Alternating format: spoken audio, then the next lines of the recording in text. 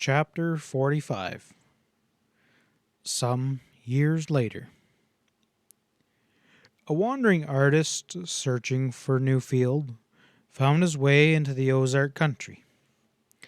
One day, as he painted in the hills, a flock of sheep came over the ridge through a low gap and worked slowly along the mountainside. A few moments later, the worker at the easel lifted his eyes from the canvas to find himself regarding an old man in the dress of a native. "Hello, uncle. Fine day," said the artist shortly, his eyes again upon his picture.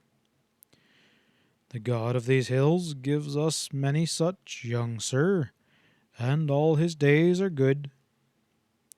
The painter's hand paused between painting and canvas, and his face was turned toward the speaker in wonderment. Every word was perfect in accent of the highest culture, and the deep musical tone of the voice was remarkable in one of the speaker's snowy hair and beard. The young man arose to his feet.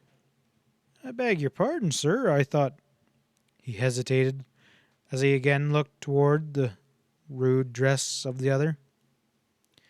The brown eyes under their shaggy white brows lit with good nature.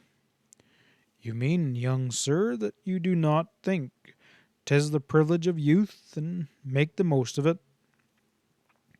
Very soon old age will rob you of your freedom and force you to think whether you will or not. Your greeting under the circumstance is surely excusable. It is I who should beg pardon, for I have interrupted your study, and I have no excuse.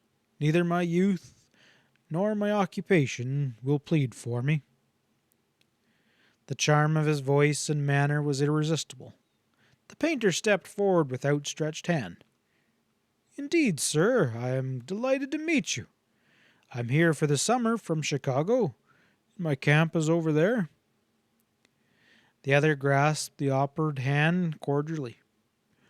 "I'm Daniel Howitt, young sir, from the sheep ranch in Mutton Hollow. Dad Howitt, the people call me. So you see you're not far wrong when you hail me as uncle. Uncle and Dad are sure close kin, as Preacher Bill would say." Both men laughed, and the painter offered his folded easel chair. "Well, thank you, no. Here's the couch to which I am more accustomed to. I shall rest here, if you please." The old man stretched himself upon the grassy slope. "Do you like my hills?" he asked.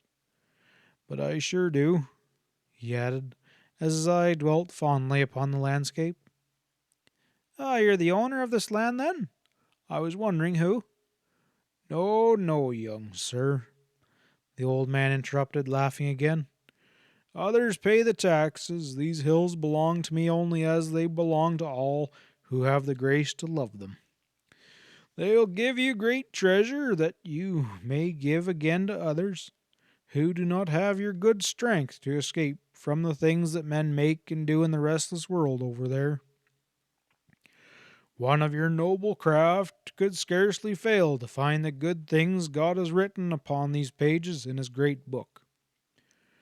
Your brothers need the truths that you will read here, unless the world has greatly changed." "You are not a native of this land?" "Oh, I was a native of that world over yonder, young sir. Before your day they knew me, but long since they've forgotten.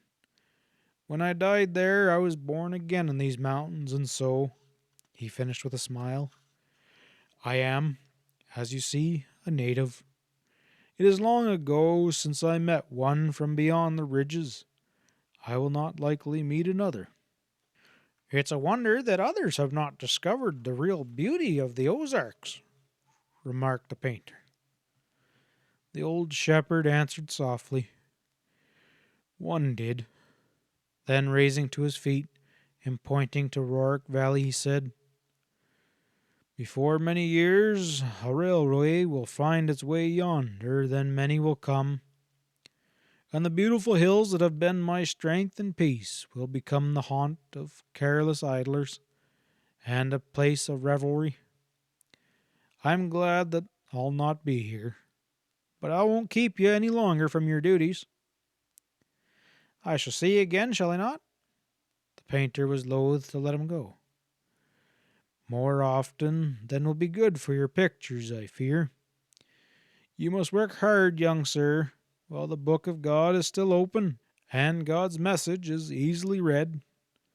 When the outside world comes, men will turn the page, and you may have lost the place." After that they met often, and one day the old man led the artist to where a big house looked down upon the ridge encircling valley. And though built of logs without, the house within was finished and furnished in excellent taste.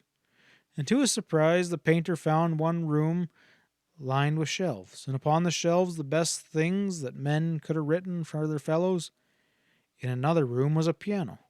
The floors were covered with rugs, and draperies and hangings softened the atmosphere, and the walls were hung with pictures, not many, but good and true, pictures that had power over those who looked upon them. The largest painting hung in the library and was veiled. "My daughter, Mrs. Matthews," said the old shepherd as he presented the stranger to the mistress of the house. In all his search for beauty, never had the artist looked upon such a form and such a face. It was a marvelous blending of physical with the intellectual and spiritual. A firm step was heard on the porch. "My husband," said the lady, and the stranger rose to greet the woman's mate. The children of this father and mother were just like them, or as the visitor afterwards said in his extravagant way, like young gods of beauty and strength. The next summer, the painter went again to the Ozarks, and even as he was greeted by the strong master of the hills and his charming wife, there fell upon his ears a dull report, as of a distant cannon, and then another, and another. They led him across the yard, and there to the north and the other side of Ozark, men were tearing up the mountain to make way for the railroad.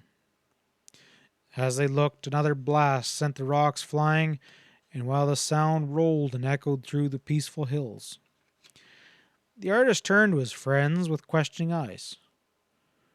"Mr. Howard said this would come. Is he well?" Miss Matthews answered softly.